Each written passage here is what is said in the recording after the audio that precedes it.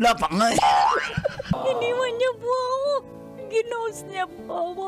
So, eto na nga. Yung, may sabihin ako sa'yo.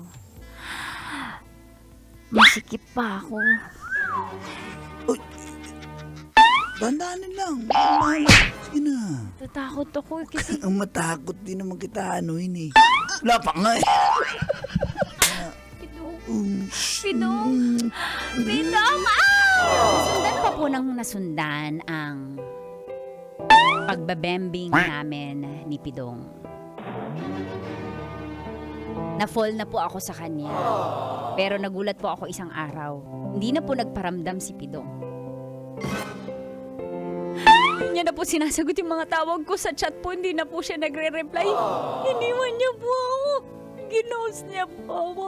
The subscriber cannot be reached. Please try again later. Tapos po, may manliligaw po. May manliligaw po ako si Edward. Dahil feeling ko kailangan kong gumanti at gusto ko talagang gumanti dahil ito na lang magagawa ko ay sinagot ko po si Edward. So, eto na nga.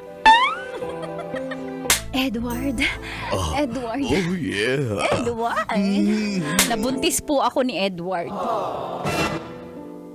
Kaso, akala ko totoo siya sa akin pero hindi niya po ako pinanagutan, tinakbuhan niya po ako. Kaya po ako naging single mom.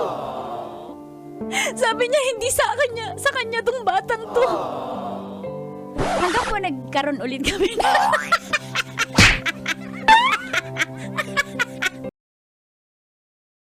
Wow! Enjoy na enjoy sa mga videos namin. Nako, Marami pa niyan dito, kabisyo. Kaya para mas feel good ka, I-like mo na ang video na to. At mag-subscribe na sa aming YouTube channel. Don't forget to click the notification bell Para lagi kang updated sa amin.